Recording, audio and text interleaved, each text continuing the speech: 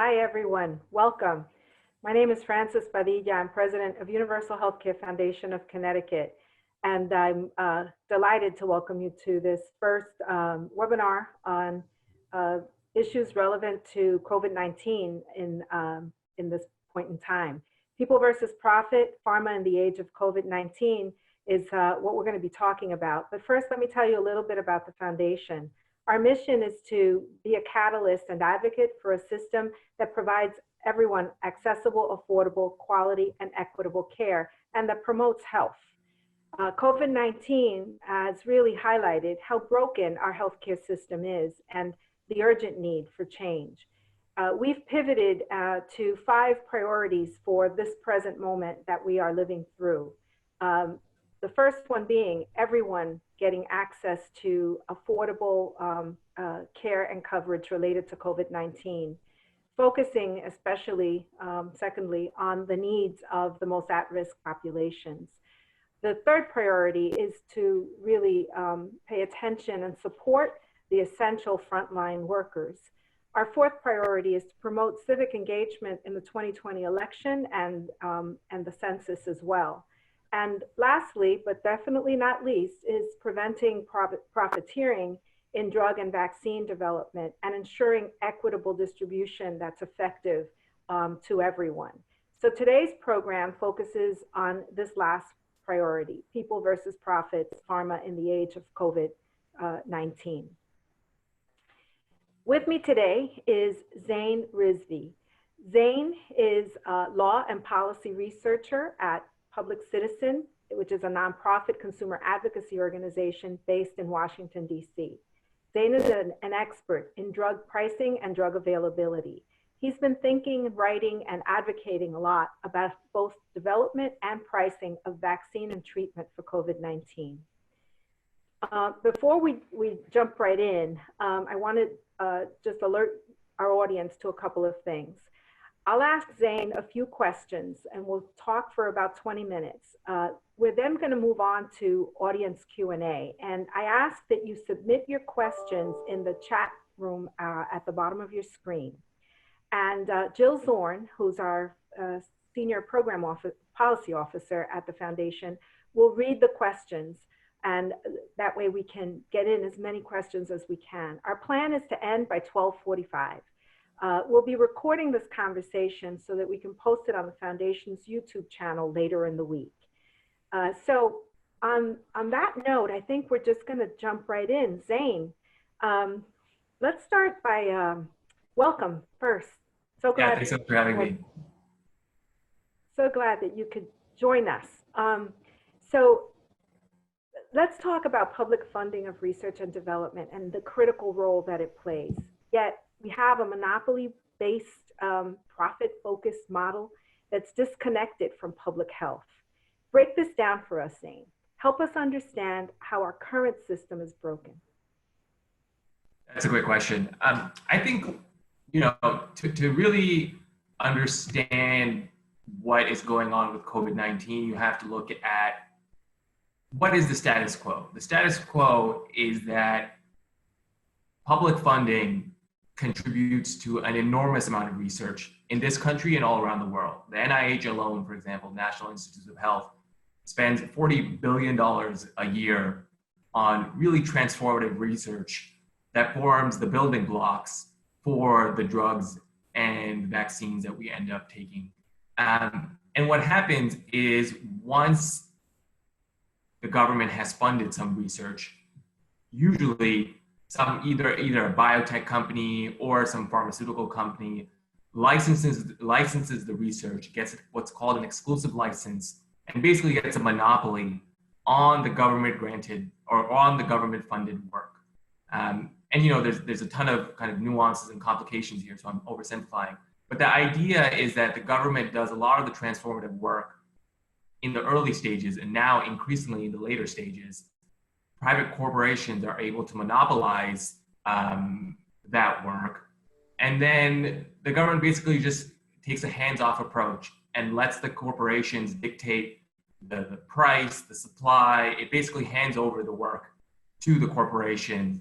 And as we see, US taxpayers paid $40 billion in just NIH research, and were compensated by some of the highest drug prices in the world.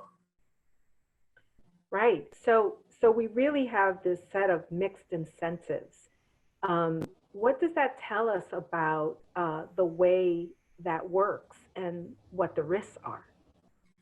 So I think, the pandemic is highlighting, I would say, at least three challenges, maybe four challenges with the way the monopoly-based model works. The first is that the monopoly-based model, and pharmaceutical companies, love saying, patent system is amazing. The patent system is getting us the innovation we need. The patent system is the panacea to all our world's problems. We just need more patents. But if you look at it, we did a report in February, actually, looking at coronavirus treatments and what the state of kind of play was. One thing to keep in mind is, this is actually the third coronavirus that has spread from animals to humans and caused pretty serious concerns in the past 20 years. So we had SARS, then we had what's called MERS, and now we have SARS-CoV-2, which causes COVID-19. And so we looked into it, and what we found was, the vast majority of research was funded by public funding. The NIH alone, for example, had spent nearly $700 million. And we hadn't advanced as far as we needed to advance simply because the private corporations didn't have the incentives at the time to fully develop out some of these antivirals, to develop out some of these technologies that could be repurposed and help us in this response.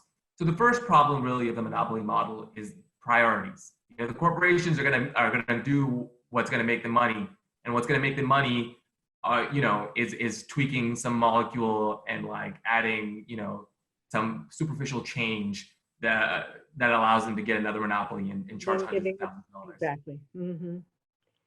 The second thing I would say is, in addition to the priorities question, you get the question of really science itself, and this is sort of an abstract concept, but one way to think about it is right now, everyone is in their various silos, their corporate silos, trying to figure out and racing towards a solution.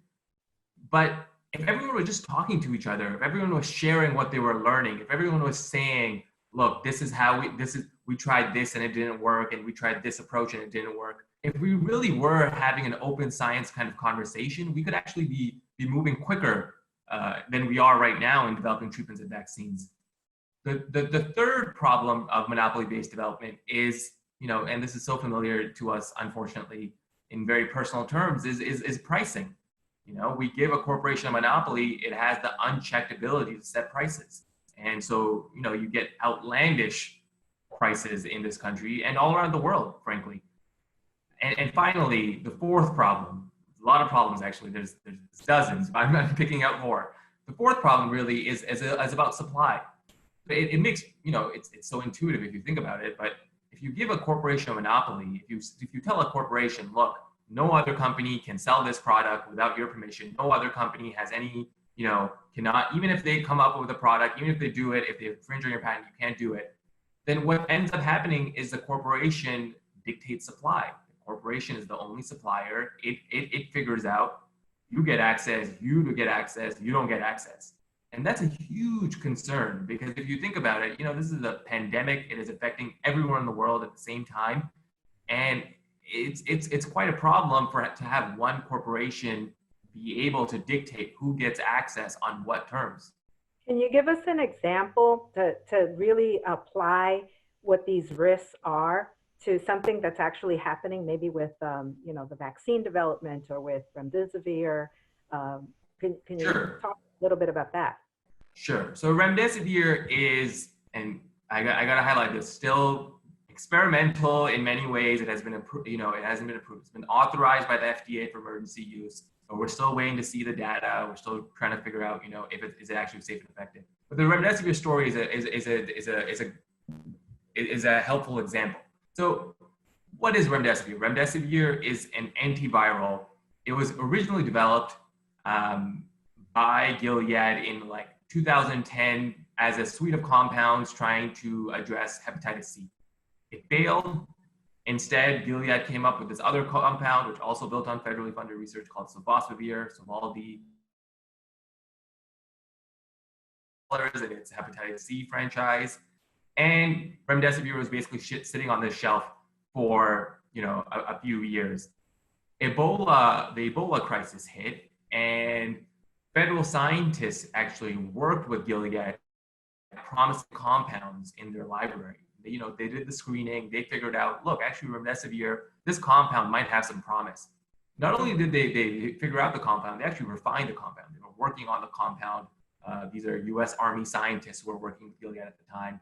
And then the Department of Defense actually funded Gilead. They gave Gilead at least $34.5 million to continue developing remdesivir, to continue testing it out in Ebola clinical trials.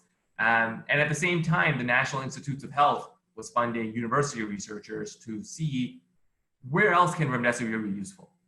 And they found that remdesivir can be useful against certain kinds of earlier coronaviruses, like SARS-CoV, like SARS, and also MERS.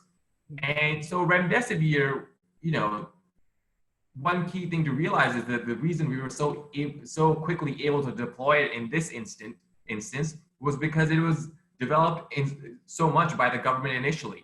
And even now, like the key clinical trial that the authorization is based on, that clinical trial is run by the National Institutes of Health.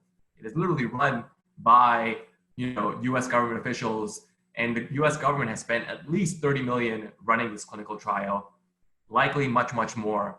And so we came up with an estimate about remdesivir. We said, based on the publicly available data, what has the government done? And we found at least $70.5 million, likely much, much, much, much, much, much more. And the problem we see with remdesivir and the problems that we're going to see with remdesivir are now, what is Gilead going to price the drug? Mm-hmm. What's it going to who price knows? the drug? and let's be clear, this is a company that priced its hepatitis C cure at $1,000 a pill. Hepatitis C is a curable disease now. It is still killing thousands of Americans.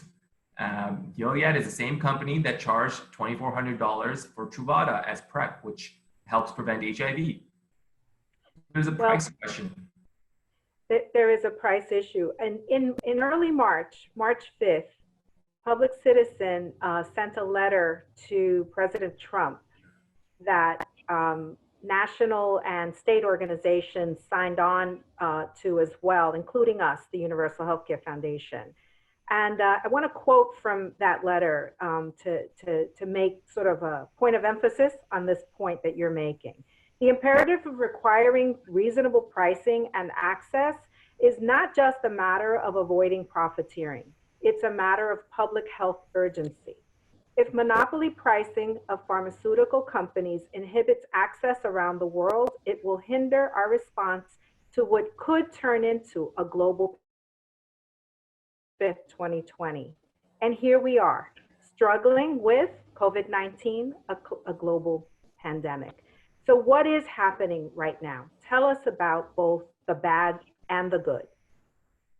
There is a ton of work going on. I think that is probably the good. The good is that there's a ton of work going on.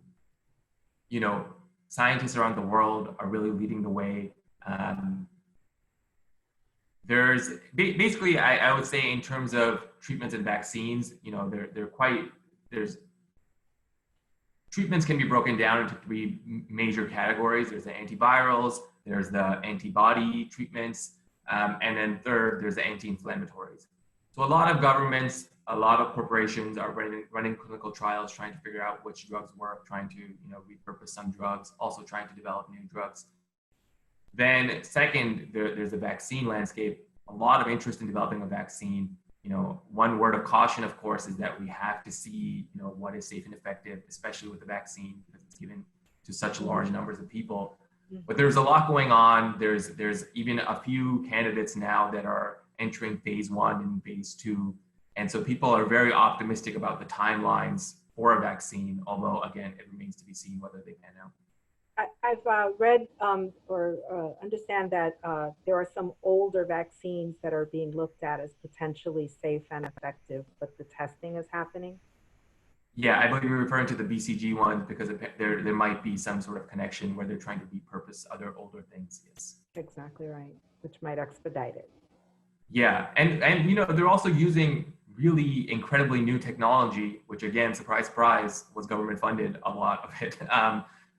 Which is you might have heard of the Moderna vaccine, for example. The Moderna vaccine again is being co-developed by the National Institutes of Health. It is benefiting from at least $483 million given by a U.S. agency called BARDA. And the idea is that this vaccine, usually you give a part of like the inactivated virus or something else to develop an immune system response to get the antibodies you want. This kind of vaccine is more high tech. It actually puts in the mRNA, so it actually puts in the code to generate the kind of protein subunit that would generate a response. And so, it sounds like really cool, high tech stuff, but the kind of word of caution is that we don't have much clinical success with these things in the past. Like these are all really breakthrough therapies that we are trying, and it remains to be seen what will work. Well, it's clear that the federal government plays a huge role, and all these investments in the research and development uh, and really getting these drugs to a certain level is all financed by the taxpayer. And there then is a handover to the private sector, and not just to the private sector, but to a few, and in some cases, just one business, one pharmaceutical company, and then it goes into the deep black hole of the profit model. And so let's talk about that. What is the role of government? What is what does COVID tell us about what the role of government must be in the actual production? And I'd like to talk a little bit about production because I think that there are production and supply chain issues as well that we should surface. But what is the role of government? What are the solutions? How can we fix this? Yeah, so one interesting thing is for a long time we imagined the government role as funding a lot of the R&D, and now COVID has also made clear that actually we need massive, like ideally once a treatment or vaccine is proven safe and effective, we need massive doses available all around the world. And no single company has the incentive to scale up at this moment to provide the world with those doses that are needed. And so you need governments to step up to not only do the research and development, but to actually fund the manufacturing now as well. And so you're starting to see that BARDA, again, that HHS agency, is putting a ton of money into production. But it's not enough, And so one of the solutions that Senator Warren and Representative Jan Schakowsky from Chicago put out is called the COVID Emergency Manufacturing. And the idea is that the government should be taking a greater role in setting up public facilities that are ready to go, that start producing vaccines and treatments. And so once they're proven safe and effective, they're available to everyone as soon as possible, without profit motive getting in the way, without any other kind of extraneous barrier getting in the way. A second solution is, of course, the vaccines and treatments that are coming out, they need to be without, ideally without monopolies, no monopolies whatsoever, so everyone can produce it as soon as possible. If the government still insists on awarding monopolies, it has to ensure that federally funded work is reasonably priced. It sounds so reasonable. Well, so let's go back a minute to remdesivir, because I know Public Citizen has an opinion about what a reasonable price for remdesivir would be. Say a little more about that. Yeah, so we put out a provocative call. We said, look, we know the U.S. government has done so much on this drug. We know the U.S. government has taken risks at the earliest stages, which everyone acknowledges is challenging, it's tough, it's risky. And so we said the price of remdesivir should be $1 a day. And it sounds outlandish, but if you actually look at the production costs for remdesivir, and we had some experts at the University of Liverpool who looked into this and have validated methodology, they figured out you can actually make remdesivir, the production cost of remdesivir is actually less than $1 a day with some profit. And so it just shows you the scale of profiteering when you can, when the cost of production is so little, but the price you can expect is so high. And so, at the same time, actually, the Institute for Clinical and Economic Review, ICER, another body, said that in a cost recovery approach, $10 for a course of treatment would be enough. And when you And, think and about, let me say, and if Gilead says, look, we invested, X amount of dollars, we deserve compensation, blah, blah, blah. Show us numbers. It's a moment where to really tell us what you did.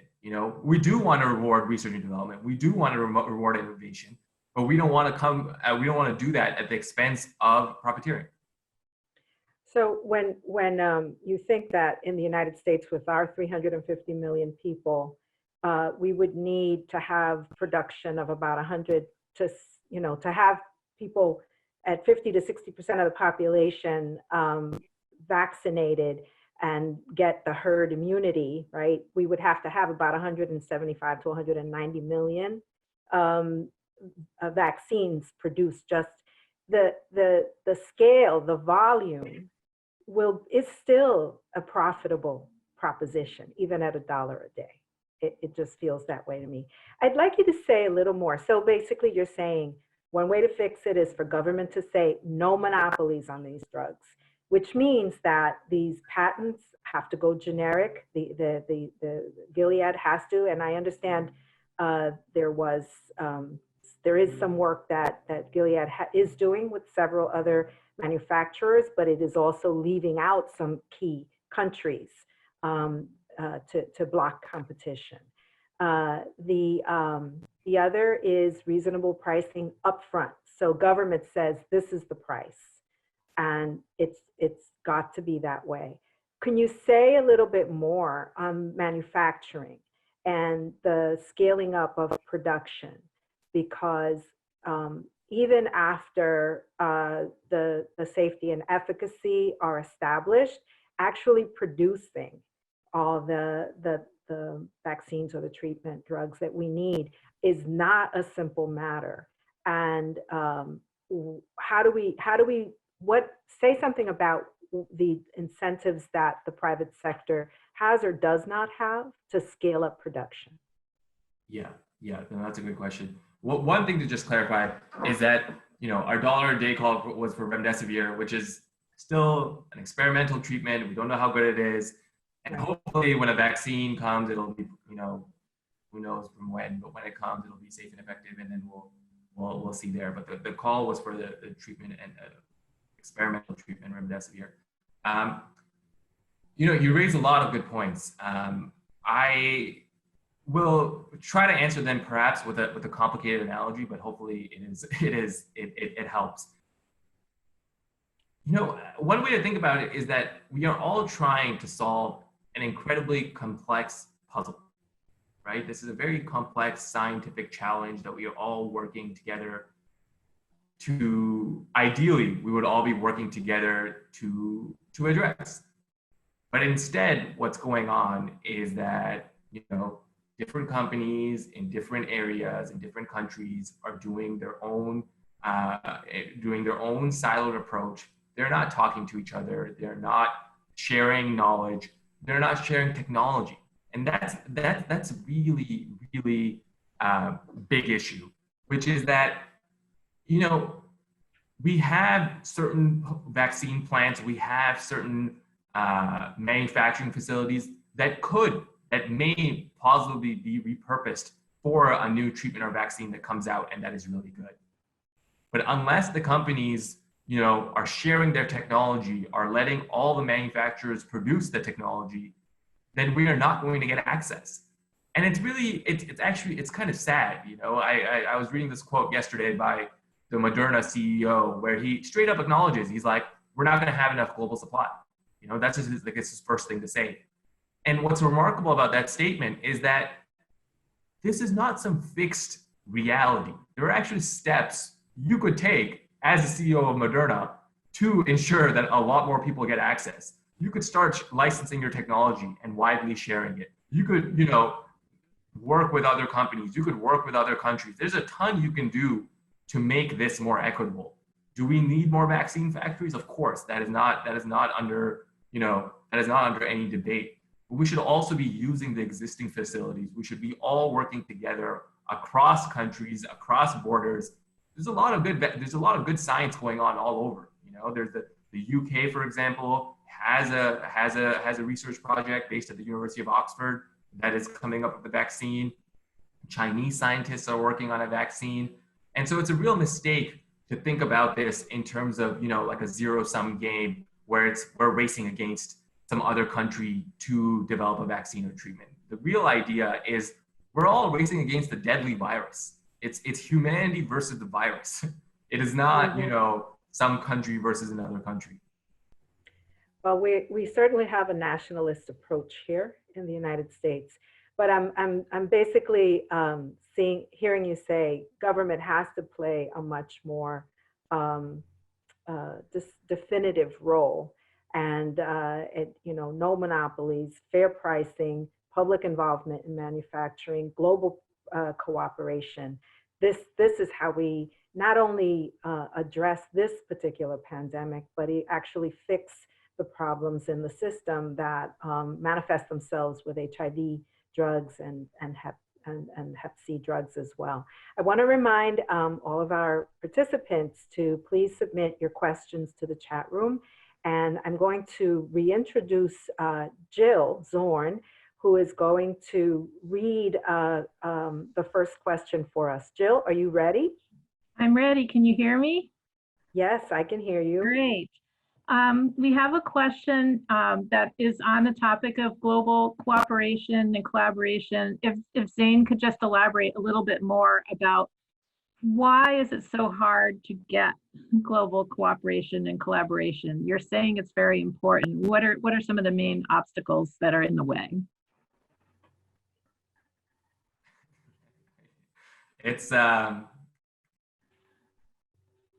you know, we've seen in the past kind of 4 or 5 years this nationalist strain, and it's more I wouldn't even say it's a nationalist strain. Actually, it's more than that. It's more like really a xenophobic strain in our politics, in our policy, in our work. And you know, it's sad. You know, I was reading an article today that, you know, President Trump is about to announce an initiative called Warp Speed, which is going to hopefully accelerate vaccine development and manufacturing. And one of the scientists, you know, who was quoted in the piece is saying that we're not going to work with Chinese companies. The Chinese vaccine is, you know, a Chinese vaccine is not going to be studied with us. We're not going to, you know, partner with them. It's just completely off the table. And you think about it, you know, the Chinese some of the Chinese companies are actually quite far along, and it's just sad. It's putting politics above public health. It's putting, you know, it's this imagined narrow self-interest, when in reality, you know, everyone benefits from global cooperation if we all work together, if we were all contributing, you know, knowledge and sharing technology, and addressing this. We could do it. We could hopefully do it faster. But the reality is that the economic stakes are so high, the public health consequences are so high that a lot of the, you know, worst parts of our society want this to, you know, trump their kind of political ideology. Well, the international cooperation it's really everyone agreeing on a common set of principles, one of which is that health care and these medicines are public good. And that takes leadership, doesn't it? I mean, it requires international leadership. Yeah, no, it's so true. And let me also just say that you know, there's actually quite a bit going on as well. And I don't want to downplay that, but it's mostly just, you know, the major players, including the US, are missing. And it's quite a conspicuous absence. So for example, the WHO is leading this initiative. The EU countries usually, the EU countries all did a big fundraising gathering, and they convened governments from all around the world. And so there are international bodies, national governments that are stepping up. One example, like Norwegian government gave $1 billion to global efforts to ramp up vaccine production, which is really remarkable. And so countries are taking the steps, but it's unfortunately not everyone is at the table in the same way. Okay. Jill, next question. Sure. We have a question about the nonprofit model, Civica RX. Like, is there a role for a nonprofit approach to disrupt what you're talking about? That's an interesting question. I think there's certainly a role in what Civica is doing, which is basically the manufacturing end. Because what ends up happening with Civica RX, for people who don't know, is this nonprofit generic manufacturer that is being set up to produce medicines that were in shortage or have experienced price hikes, but they're basically generic medicines, and so they're off patent. And so that's the role so far taken by organizations like Civica RX. I think on the production side, there may be a role, but on the research and development side, you do need to mobilize significant resources. And so the federal government really has the capacity to do such a thing like that. And so it's really a question about government stepping up and funding the research, and not just funding the research, but also, not just handing away to corporations, and taking a real sense of ownership over it, and making sure that citizens and everyone else are protected from profiteering from those government-funded inventions. Great. You had mentioned ICER. I'm sure some of the people in the audience don't know exactly what that is, but can you talk a little bit more about how to set a fair price that obviously takes into account what the government is spent, but certainly pharmaceutical companies are spending something on the research and development too. So what are some ways to come up with a fair price? That's a great question.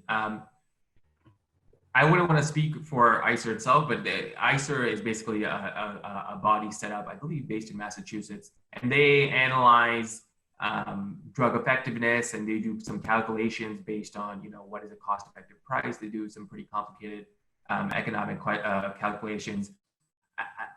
From our perspective as public citizen, I think the role of government in funding R&D should be taken into account. Obviously, the therapeutic benefit, what does the drug actually do? Like, we do want to reward good drugs, so what is it actually doing? How much does it actually help people? What are the barriers to access that a price would create? You could potentially start looking at, what is the corporation charging in other countries? The idea, I guess, beyond the specific factors, is that we want to reward meaningful innovation. We don't want to, we want to provide the right kinds of incentives. And frankly, in our current model, that is not the case. Mm-hmm. On the advocacy, thinking about advocacy, we know there was an effort to pass drug pricing legislation, HR 3. And sometimes, we have the COVID-19 world, and there was a lot going on before COVID-19. So, are there any, do you have any thoughts about, this is related to why our prices are so high, we don't negotiate. And are there some models already in current legislation that could help us with the COVID-19 problem? Yes. This actually reminds me of something else, which is important to mention, which is that the COVID-19 pandemic doesn't kind of erase all the other problems we used to have, and that we still have. And drug pricing being actually one of the saddest examples of that.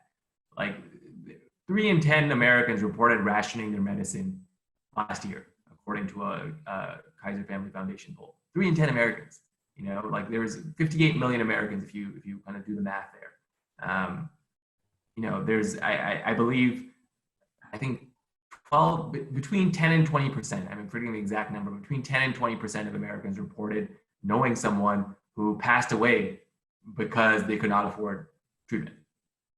And so this was the reality back then. And now with, historic levels of unemployment, literally more than 30 million people have lost their jobs. And we know in this country that healthcare is often tied to employment. The situation is only getting worse. And so while it's important to focus on the COVID-19, pandemic and kind of the responses to that, there's also a whole bigger set of issues and challenges that we really need to address. And so, Jill mentioned HR3, and there were a lot of bills floating in Congress. There were bills about, stopping price gouging. There was HR3 would allow Medicare to negotiate and then allow that price to be extended to private payers. And so at this current moment, there, as early as yesterday, I believe, yesterday, another package came out. And so we still haven't really seen the kind of language we would like to see on controlling COVID-19 medicine prices and ensuring reasonable price. A group of progressive champions have outlined some pretty promising principles about no exclusivity, about, transparency, about making sure that there is reasonable pricing.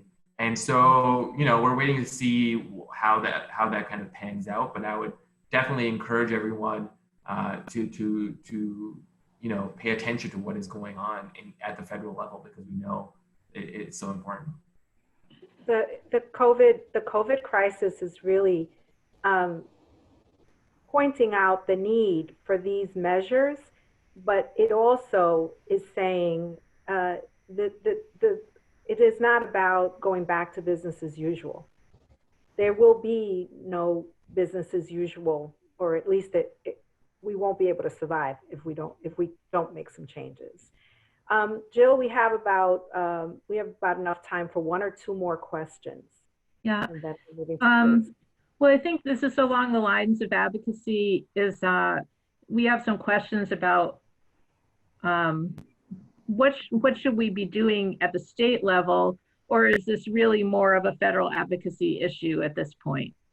Mm-hmm. To make sure we get affordable access for all to the drugs and vaccines as they're developed? That's also a very good question. I think this kind of moment is showing us the need for, really an all hands on deck approach. I think sometimes we see, state and federal as sort of two separate bodies, kind of operating their own little kind of world. But actually, I think states do have a role, and I think advocates in states who work primarily in states have a enormous opportunity here to educate, to advocate, to push legislators for really bold solutions. And so let me give you an example. I think, as many state advocates can attest, sometimes it feels like, well, we're doing a lot of work, but ultimately it's at the federal government has responsibility, states have limited powers. How can we work around that? So the example I want to give is Louisiana. I believe Louisiana has incredibly high rates of hepatitis C. Many thousands of people were dying. Gilead came out with this cure that I was mentioning that was at $84,000, $1,000 a pill. Many people in the Medicaid system were not getting it. Systems were rationing. And the Louisiana Secretary of Health at that point took a very bold and unusual step. What she did was she convened a group of academics and experts, and she said, what can I do? Like these are the realities I'm facing. Either I cut either I ask the governor to cut the school budget, or fund a cure for hepatitis C. And so what the academics and experts ended up recommending was this approach to break monopolies, to use a federal authority, to recommend the use of a federal authority, 1498 it's called. And what's remarkable is that the Secretary of Health knew this was a federal authority.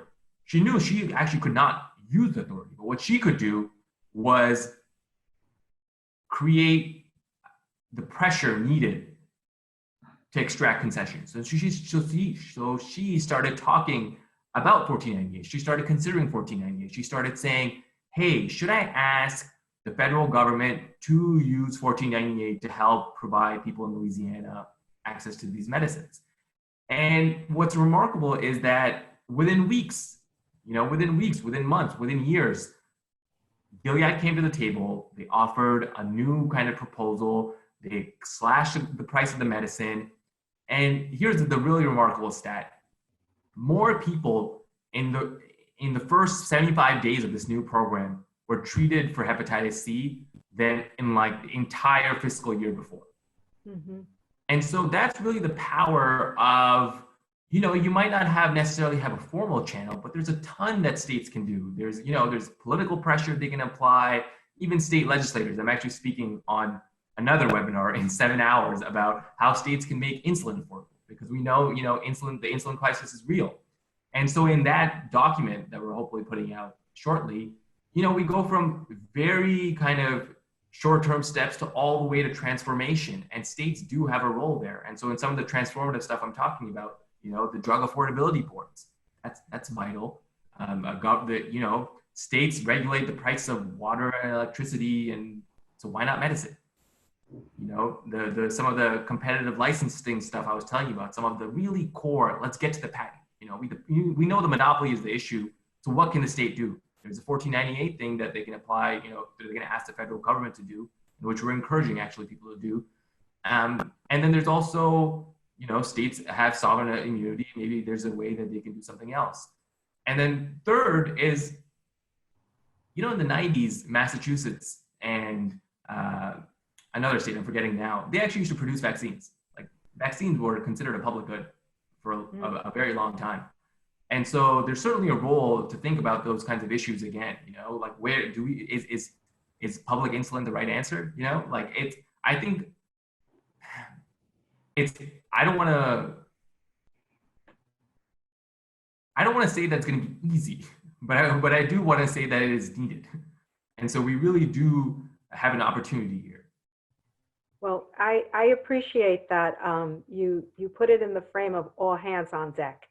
There is a role for everyone. It's also a call for leadership and for risk taking, because that's what it requires, the moment requires. So I really want to end by thanking you profusely for everything that you have shared with us, and it's been informative and motivating. And I invite all of our participants to follow Public Citizen on these issues. Citizen.org is their website. Also follow the Universal Healthcare Foundation on Facebook, Twitter, and Instagram.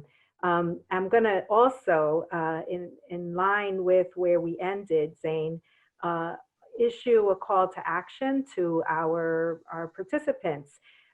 Contact your members of Congress and tell them that you want them to ensure fair pricing and accessibility of vaccine and drug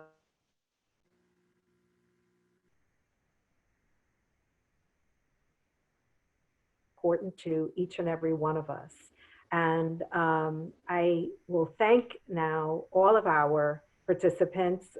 Really happy to have you here. Thank you for your questions. Our plan is to post this webinar on YouTube very, very shortly. And we are also hosting other webinars and related to these topics. And so please stay tuned for the next invitation. Thanks again, Zain. Take good care, and all the best to you. We appreciate your leadership. Thanks for having me.